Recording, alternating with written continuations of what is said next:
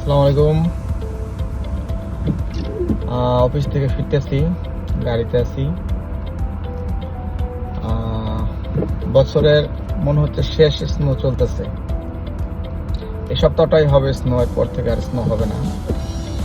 মানে Google map থেকে Google থেকে দেখলাম যে এই সপ্তাহে 3 দিন স্নো আছে এবং কি এখন স্নোর পরিমাণ এত বেশি, খুবই ঘনত্ব, গাঢ়, অনেক বেশি পরিমাণ। তো এটাই হচ্ছে এবারে উইন্টারের শেষ স্নো। এই সপ্তাহটার পরে হয়তো স্নো আর আমরা পাবো না, তাই স্নোকে খুব মিস করবো। স্নোর সৌন্দর্য আসলে দূর থেকে দেখতেই ভালো লাগে, বাস্তবতা খুবই কষ্টদায়ক। কারণ এই মাইনাস তাপমাত্রায় পাশাপাশি রাস্তাঘাট, গাড়িটার পর্যন্ত ড্রাইভ করা যায় না। ওখানে বৃষ্টির মধ্যে গাড়ি চালাতে কিন্তু কোনো সমস্যা নেই, কিন্তু স্নোর মধ্যে গাড়ি চালানো যায় না, খুব রিস্কি এবং কঠিন তাদের জন্য। এই জন্য স্নোর জন্য স্নো স্পেশালিস্ট টায়ার লাগাইতে হয়, স্নো স্পেশালিস্ট টায়ার লাগাইতে হয়।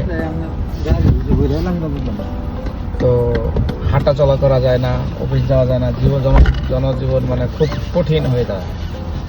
তো দূর থেকে টিভির স্ক্রিনে বা পর্দায় আসলে স্নো ভালোই লাগে, কিন্তু বাস্তবে যারা এটা এই যে আমরা প্রতিদিন যারা অফিস যাতায়াত করি বা এখানে সেখানে চলাচল করি, আমাদের জন্য কিন্তু এটা একটা দুর্বিষহ। আমাদের দেশে যেমন গ্রামের লাল মাটি যেরকম একটা দুর্বিষহ, হাঁটা যায় না স্যান্ডেল পরে, এখানেও সেরকম।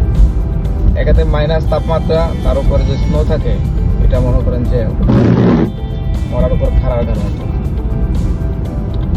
এটা হচ্ছে কানাডার একটা বৈচিত্র্য।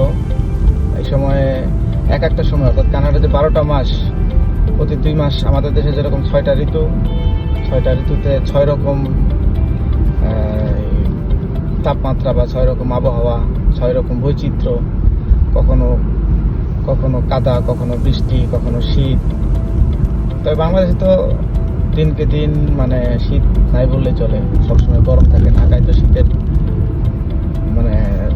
পাওয়াই যায় না এখন বর্তমানে, কিন্তু এখানে আপনি পাবেন। এখানে প্রতি 2 মাস অন্তর অন্তর রূপ বদলায়।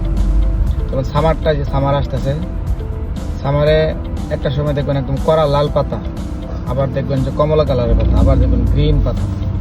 অর্থাৎ ক্ষণে ক্ষণে পরিবর্তন হচ্ছে, যে এখন কোনো গাছে পাতাই নেই। এর মধ্যে কিছু কিছু গাছে পাতা আছে।